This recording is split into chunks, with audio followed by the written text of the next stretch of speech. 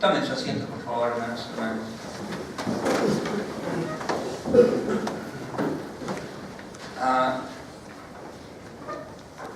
Hace muchos años, hermanos, cuando todavía no existía lo que ahora conocemos como el dinero, la forma en la que se realizaba el comercio era a través del trueque, ¿verdad? Y el trueque es: yo te doy esto que produzco y tú me das aquello que tú produjiste. Entonces, el trueque era una cuestión de dar algo a cambio de algo más, ¿verdad? Era una cuestión de lo que yo hago, lo que yo produzco, aquello que mis manos laboran, aquello que yo labro en la tierra, aquello que yo puedo fabricar, es algo que sale de mí, ¿verdad? Y se muestra en esas cosas que yo hago. Por ejemplo, el campesino pues tiene que labrar la tierra y esperar sus frutos. Pero también está el artesano, ¿verdad? El que hacía sandalias o zapatos, el que hacía ollas de barro, el que hacía todas estas aparatos y cosas que utilizamos en nuestros hogares. En aquel entonces, pues claro, la supervivencia era lo principal, ¿verdad? Hace muchos años, ¿no? Pero el trueque se fue perdiendo conforme fue apareciendo lo que ahora conocemos como el dinero. Y en estos tiempos incluso, hermanos, pues ya no hay ni siquiera dinero, ¿verdad? Ya se están utilizando más las tarjetas, las transferencias electrónicas, ya no manejamos tanto efectivo como antes, ¿verdad? Yo me acuerdo cuando a veces íbamos al banco, llevábamos los fajos de billetes así, ¿no? Ya sean enredados o dobladitos, pero grandotes, los que podían depositar allí en el banco. Los que no, pues los aguantábamos, ¿verdad? Pero el trueque fue algo que era muy conocido y se realizaba. Ustedes saben que en este tiempo hay mercados de trueque, ya, que se están implementando en algunos lugares. Hay algunos mercados de trueque donde ustedes pueden llevar sus verduras, sus frutas y cambiarlas por otros productos, o llevar incluso PET, todos esos envases de plástico, y cambiarlos por frutas y verduras y algunas otras cosillas por ahí, ¿verdad? Es algo muy interesante porque precisamente eso nos ayuda a reciclar todo. Pero cuando aparece el dinero también aparece nuestra ruina, hermanos, porque además de que el dinero ya no permite transacciones a veces personales, ¿verdad? Porque en el trueque usted tiene que hablar, usted tiene que decir: oye, mira, yo te puedo dar esto, pero ¿cuánto equivaldría a lo que tú me darías? Y así, ¿verdad? Con el dinero yo, pum, lo pago, se acabó, punto, ¿no? Ya. E incluso el regateo, ¿verdad? Está allí a veces, cuando hay, ¿no? Pero el asunto es que en el trueque es algo de tipo personal. Es algo que nosotros realizamos con otra persona, entramos en conversación con ella, entramos en tratos con ella para poder hacer precisamente ese intercambio de nuestras cosas. En la Biblia también, hermanos y hermanas, existe precisamente este asunto, el asunto del trueque. Pero es un asunto divino. Ya no es nada más entre nosotros, entre tú y yo, ¿sí? Sino, esta es una cuestión entre Dios y nosotros. Y aquí el trueque se vuelve un poquito diferente. ¿Por qué? Porque es Dios, quien es todopoderoso, quien es todo presente, ¿verdad? Quien es omnisciente, que lo sabe todo. Ese es Dios. Nos dice: oye, yo voy a cambiar estas cosas en tu vida. Acompáñame al capítulo 61 de Isaías, por favor, porque precisamente allí está parte de todo el asunto. Déjenme darles un poquito de detalles sobre Isaías. A Isaías, el profeta, el libro del profeta Isaías, los estudiosos lo han dividido en tres partes, más o menos. Del capítulo 1 al 32, del 33 al 44, me parece, y después del 45 en adelante. Y esas son 3 etapas en las que atraviesa el profeta. Antes de la conquista de Palestina, durante la conquista de Palestina y después durante esa parte del exilio que sufre el pueblo de Israel. Y por supuesto en el capítulo 61 nos encontramos precisamente en esa parte donde el pueblo de Israel ha sido conquistada y ha sido llevada al exilio. Así que, ¿qué necesita el pueblo de Israel en ese momento de su vida como nación?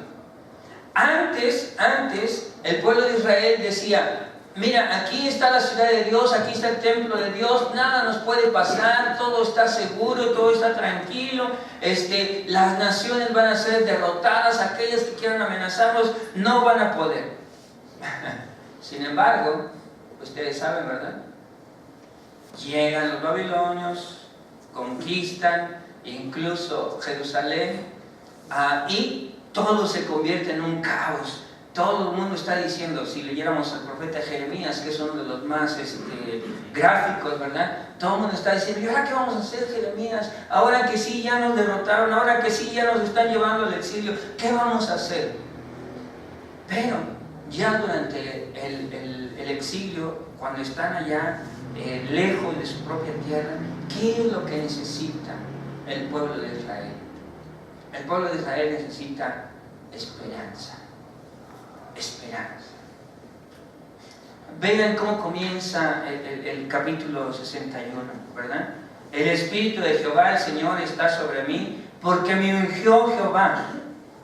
Me ha enviado a predicar buenas nuevas a los abatidos, a vendar a los quebrantados de corazón, a publicar libertad a los cautivos y a los presos apertura de la cárcel. Hermanos, hermanas, cuando este capítulo comienza así, ¿de qué nos está hablando? Precisamente esa esperanza, ¿no? Nos está diciendo: las cosas van a cambiar, las cosas van a transformarse. ¿Por qué? Porque ya vienen las buenas nuevas, ya viene el Evangelio. Esta es la palabra que se utiliza aquí, las buenas nuevas, el Evangelio. ¿Para quiénes? Para los que se sienten abatidos, los que están tristes, los que están decaídos, aquellos que sienten que ya todo el mundo se les vino encima, a vendar a los quebrantados de corazón, aquellos cuyo ánimo está destrozado, ¿sí? Aquellos hermanos que están precisamente cautivos, y no solamente en el asunto emocional o psicológico, no, o en el asunto espiritual, sino efectivamente prácticamente estaban cautivos, es decir, se veían como esclavos, y por supuesto había muchos de ellos que estaban en la cárcel. Y les dice el profeta Isaías: eso va a cambiar, porque me ha enviado, dice el versículo 2, a proclamar el año de la buena voluntad de Jehová. ¿Recuerdan ustedes que el Señor Jesucristo se le dio a leer esta misma parte de la Escritura cuando estuvo en la sinagoga? Y allí fue donde se detuvo. Leyó el versículo 1, ¿verdad? Leyó el versículo 2, pero se detuvo a proclamar el año de la buena voluntad de Jehová. Y cuando esto ocurre, por supuesto, el Señor Jesús, el Señor Jesucristo, ya no continúa con lo siguiente, porque también en su tiempo había gente que necesitaba esperanza, necesitaba consuelo, necesitaba reconciliación y necesitaba todo aquello que precisamente estaba haciendo que su vida fuera disminuida.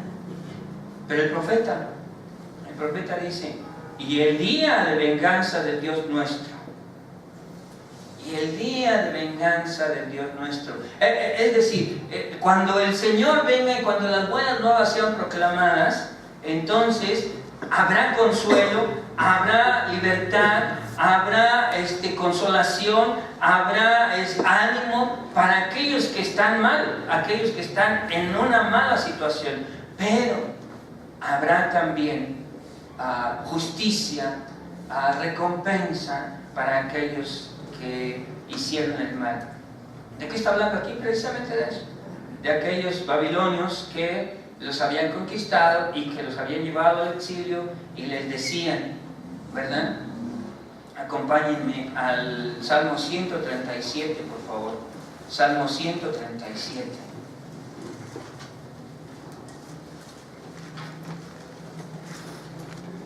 Miren cómo se sentían los israelitas allí en Babilonia. Y este salmo lo refleja muy bien, ¿verdad? Dice allí, junto a los ríos de Babilonia, allí nos sentábamos y aún llorábamos, acordándonos de Sion. Sobre los sauces en medio de ella, colgamos nuestras arpas. Y los que nos habían llevado cautivos nos pedían que cantásemos. Y los que nos habían desolado nos pedían alegría, diciendo, cantadnos algunos de los cánticos de Sion. Este salmo, allí por lo menos en esa primera parte, refleja el estado de ánimo de los israelitas que están en el exilio, allí en Babilonia, que fueron desarraigados y puestos en un lugar completamente distinto, con una cultura, idioma, costumbres completamente diferentes, religión completamente distinta, en fin. Y los babilonios decían, perdón por cómo lo voy a decir, ¿verdad? Pero decían, pues échense unas cancioncitas de allá de su tierra, ¿no? Y ellos, ¿cómo se sentían? Tristes, desolados, no querían cantar, dice, habían colgado sus arpas allí porque estaban precisamente así. Y luego el versículo 4, fíjense cómo dice, ¿cómo cantaremos cántico de Jehová en tierra de extraños? Si me olvidare de ti, oh Jerusalén, pierda mi diestra su destreza, mi lengua se pegue a mi paladar si de ti no me acordare, si no enalteciere a Jerusalén como preferente asunto de mi alegría. ¿Cómo se sentían? ¿Cuál era el estado de ánimo de los israelitas allí? Completo decaimiento, ¿no es cierto? ¿Verdad? Desolados, se sentían mal. Por eso dice el profeta Isaías, sí, el año agradable del Señor es para aquellos que están sufriendo y necesitan consolación, pero el día también va a llegar donde se les pagará a los captores, a quienes los conquistaron y los obligaron a servir. Porque Isaías, regresemos a Isaías 61. Miren, dice ahí, a ordenar que a los afligidos de Sion, se les dé gloria en lugar de ceniza, óleo de gozo en lugar de luto, manto de alegría en lugar del espíritu angustiado, y serán llamados árboles de justicia, plantío de Jehová para gloria suya. Y ahí empieza, hermanos, hermanas, el trueque divino. ¿Qué es lo que va a hacer Dios? Va a cambiar la aflicción por gloria.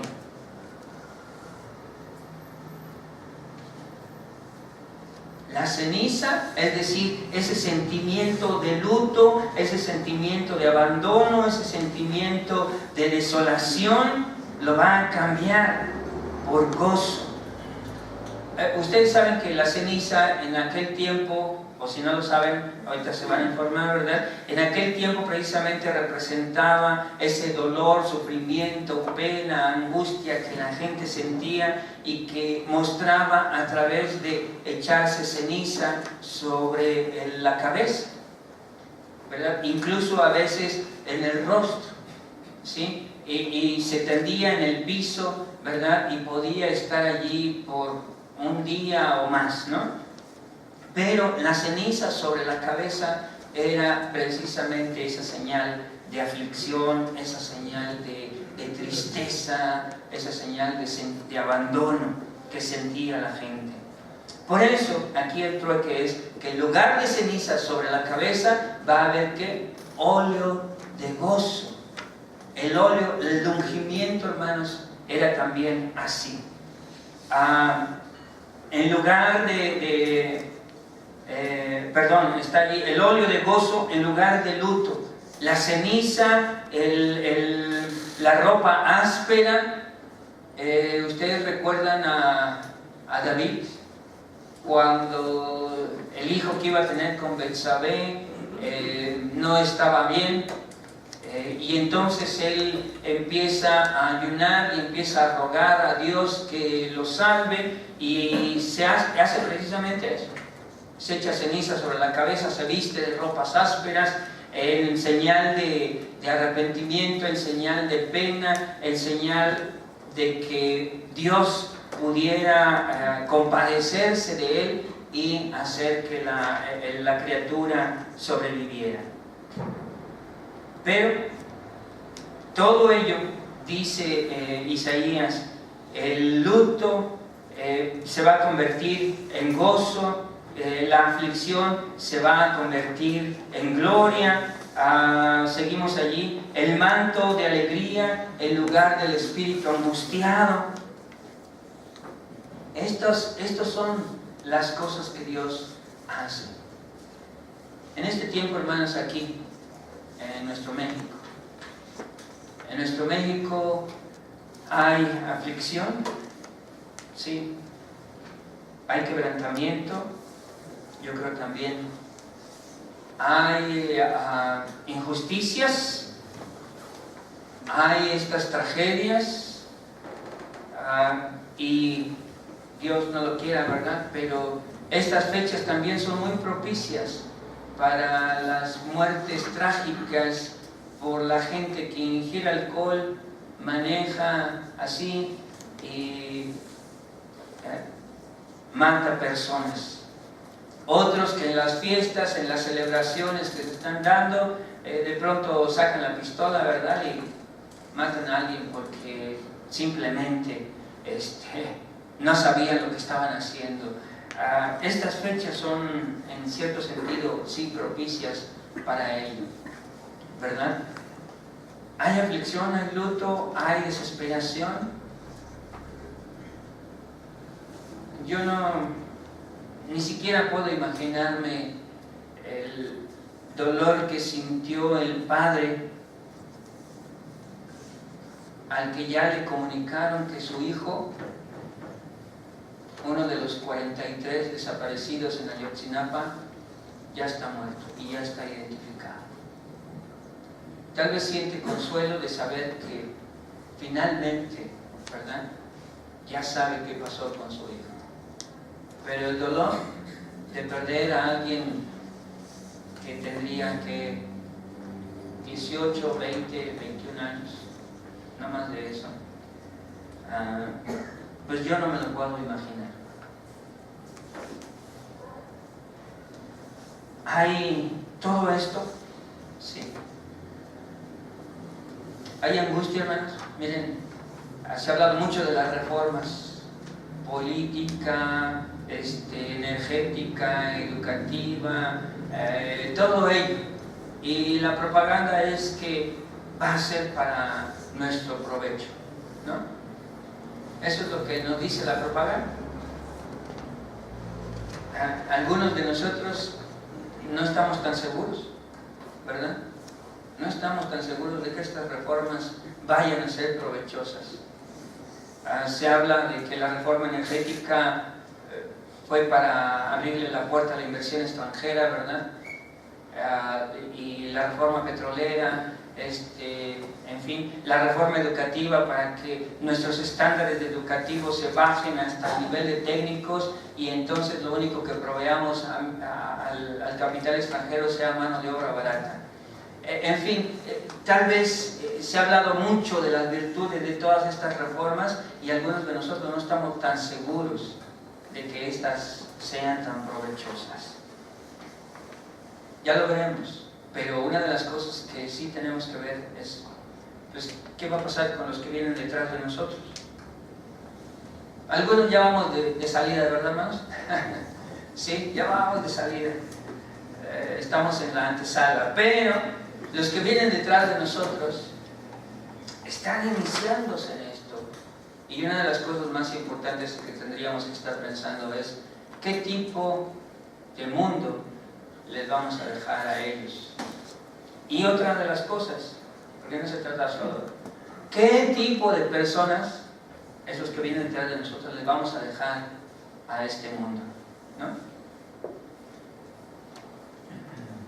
Los trueques del Señor es que en verdad si nos acercamos a Él, si nos acercamos a Dios, entonces sí, en lugar de aflicción va a haber gloria, en lugar de luto va a haber gozo, en lugar de angustia va a haber alegría, y todo será reedificado.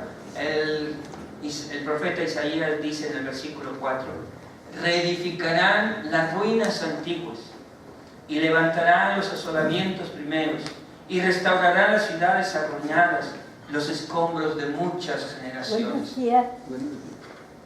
¿Qué está diciendo aquí el profeta? Cuando Jerusalén fue conquistada, hermanos, fue también destruida. Fue destruida.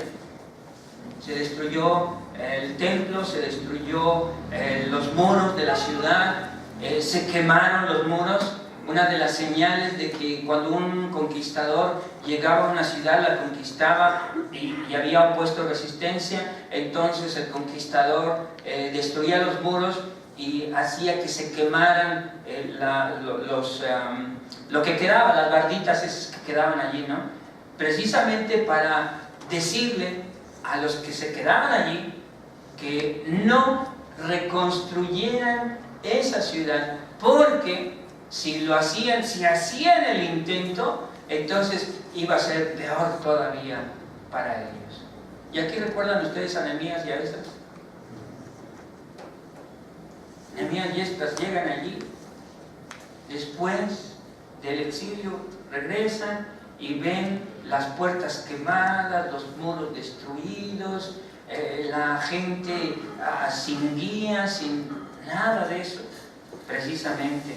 Pero el profeta Isaías está diciendo: reedificarán las ruinas antiguas, esas que vieron destruidas, levantarán los asolamientos primeros, van a reconstruirse y restaurarán las ciudades arruinadas. Isaías le está diciendo al pueblo: sí, estamos mal, estamos en una situación bastante complicada, pero las cosas van a cambiar. Y esto es, hermanos, hermanas, lo que nosotros debemos tener en nuestra mente y en nuestro corazón. ¿Cómo estamos? Como personas, tal vez nos encontremos más o menos, más o menos, ahí la vamos pasando, ¿sí? Algunos podemos decir: no, yo estoy rete bien, ¿verdad? ¿Sí? Y qué bueno, pero hay otras vidas, hermano, que necesitan esa esperanza, que necesitan esas palabras que nosotros podemos darles, ¿no? Hay otras vidas que viven en angustia, que viven en desesperación, que viven en luto, que viven en desánimo, que viven de esas formas. Así que, ¿qué es lo que nosotros tenemos que decirles? Si nosotros tenemos las buenas nuevas, el Evangelio, entonces, hermanos, hermanas, eso es lo que tendríamos que estar comunicando, especialmente en estas fechas, ¿no es cierto? Especialmente en estas fechas, donde nosotros estamos diciendo que el Señor viene, que el Señor nacerá, que el Señor está con nosotros como lo estuvo hace más de 2000 años atrás. El profeta sigue hablando de estos cambios. Vean ustedes el versículo 5, dice que los papeles van a cambiar, que los extranjeros les servirán a ellos y ellos van a estar mejor. El versículo 6 nos dice que ahora nosotros o los israelitas serán llamados sacerdotes, ministros de Dios, que ellos van a estar bien, mucho mejor que las otras naciones. Y luego vean el versículo 7 que dice: en lugar de vuestra doble confusión y de vuestra deshonra, os alabarán en sus heredades, por lo cual en sus tierras poseerán doble honra y tendrán perpetuo gozo. Perpetuo gozo. Caray, ¿a quién no le gustaría tener perpetuo gozo, verdad, hermano? Que siempre estuviéramos felices y contentos. Y además el gozo lleva esa cualidad de ser una alegría que no es tan fugaz, que no es tan que desaparece pronto, sino que permanece. ¿A quién no le gustaría tener ese perpetuo gozo? Pero hay condiciones. Versículo 8: porque yo, Jehová, soy amante del derecho, aborrecedor del latrocinio para holocausto. Dios es un Dios recto, justo, hermanos, hermanas, y no le gustan las cosas chuecas, ¿no? Por decirlo así. Aborrecedor del latrocinio para holocausto. Así que Él va a afirmar su obra y va a establecer un pacto con su pueblo. Hermanos y hermanas, ese es el tiempo de establecer un nuevo pacto con Dios, con nuestro Señor.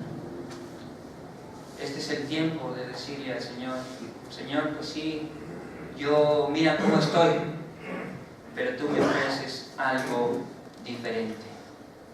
Así que en esta hora yo les invito a que acepten la invitación que nos hace el Señor, a que intercambiemos esas cosas en nuestra vida que no nos permiten ser como el Señor quiere y tener lo que el Señor quiere que tengamos. Hagamos un trueque con el Señor, hermanos y hermanas. Entréguenle su luto, su angustia, su desesperación o su falta de esperanza. Entréguenle su vida y díganle: Señor, ahora como Pablo, ahora ya no quiero vivir yo, quiero que tú vivas en mí.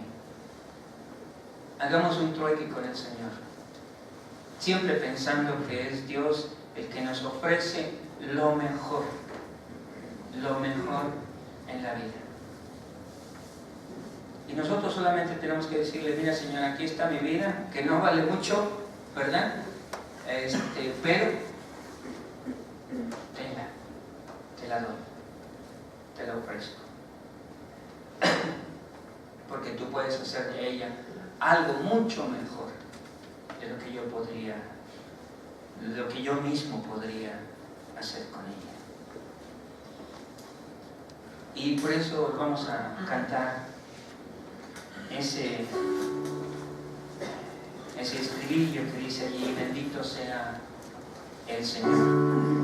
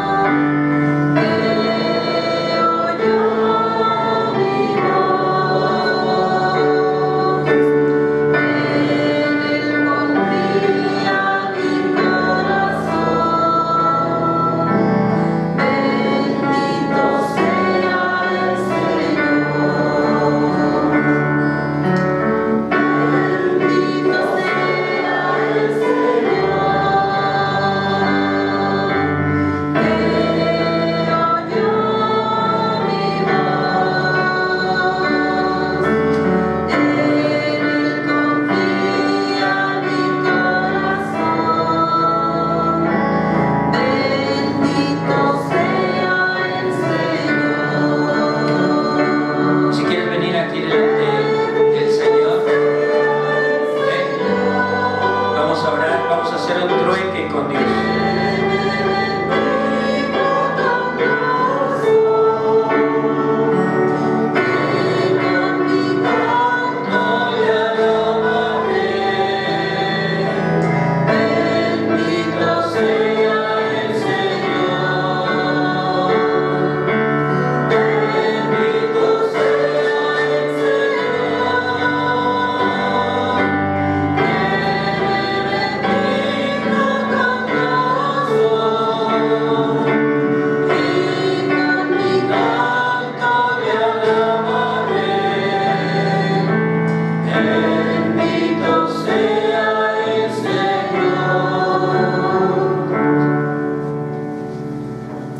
Señor, te agradecemos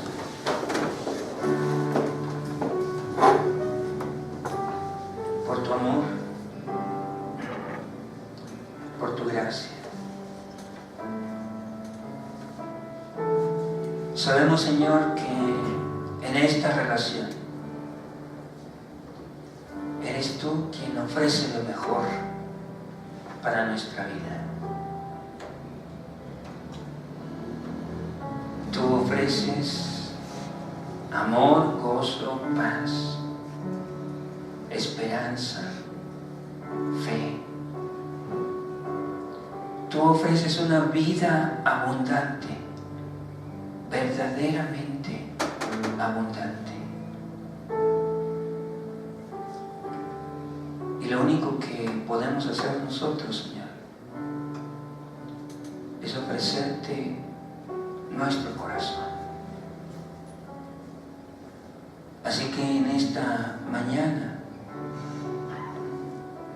te lo damos. Aquí está. Señor, recíbelo.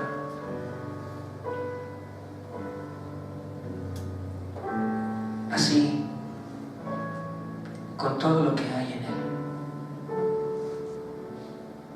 Algunas cosas no son tan dignas, Señor. Algunas cosas no son tan buenas. Incluso hay otras que son terribles, Señor. Pero tú nos ofreces cambiar todo eso.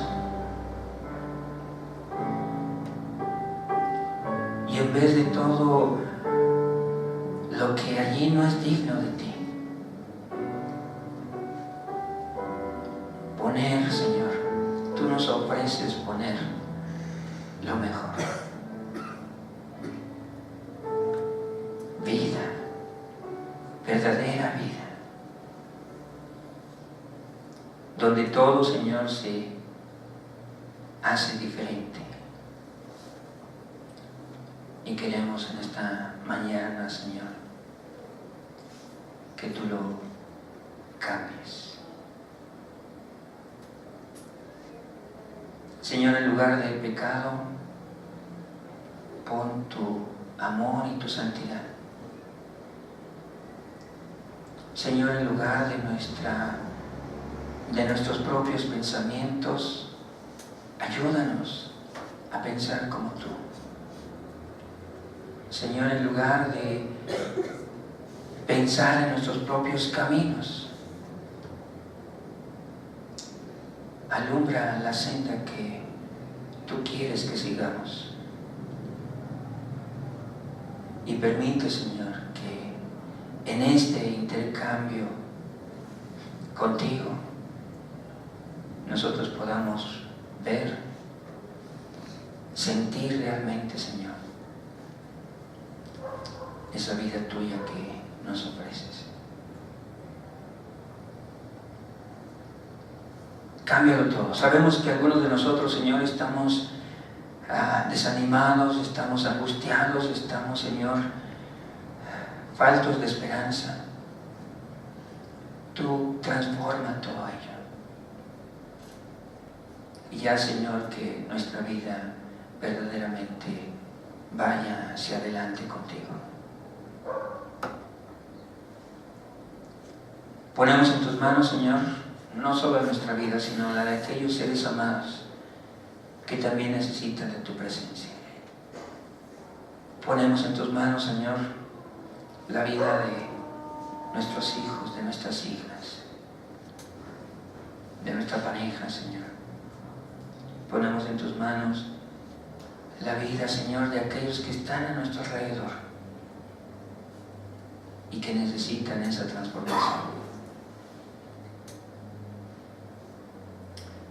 Pero ayúdanos a nosotros a ser vehículos que lleven tu palabra, que lleven ese evangelio de esperanza, ese evangelio, Señor, que verdaderamente son buenas obras, son buenas noticias, Señor, y que sus corazones estén abiertos para recibirlas. Te lo pedimos, oh Dios, te lo pedimos en el nombre de Cristo Jesús, nuestro Salvador. Amén.